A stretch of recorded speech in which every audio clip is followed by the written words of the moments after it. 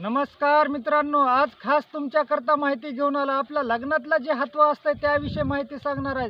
तर मित्रांनो, लग्नामध्ये हतवा कसा असला पाहिजे ते सांगणार आहे. मित्रांनो, प्रत्येक जण लग्नामध्ये नवरदेवाच्या जे हतवा असतो त्याच्यासाठी हे जुंधळ्याचा कणीस वापरतात मित्रांनो.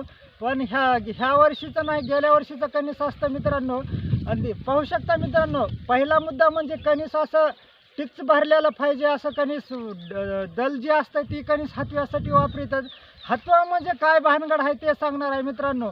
हतवा म्हणजे असतं मित्रांनो, हे का ही जे असं पान गेलेलं असतं ना, ते पण कांड्यावरचं पान नाही मित्रांनो. कारण तर हे का ही आहे बघा हतव्याचं कणीस.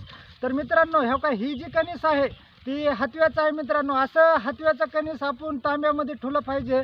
आणि आता जी प्रेड चालू आहे ती लगन सराईचा प्रेड चालू आहे.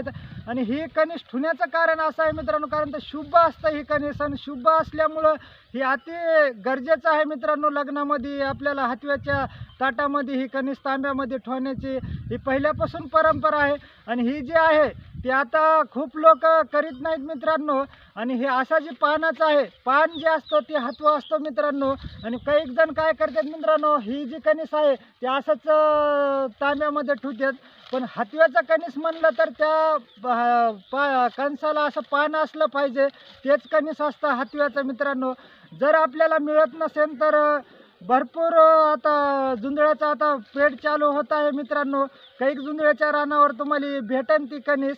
त्याची माहिती देण्याचं कारण असं आहे मित्रांनो, कारण तर आपण जे लग्नामध्ये हतवा वापरीत आहोत ती आपला हतवा चुकीचा होत आहे. ह्या कणसाचं असं जी मी सांगितलेल्या माहितीचा कणीस वापरल्यावर 100% त्याचा लाभ होईल. जय हिंद, जय महाराष्ट्र.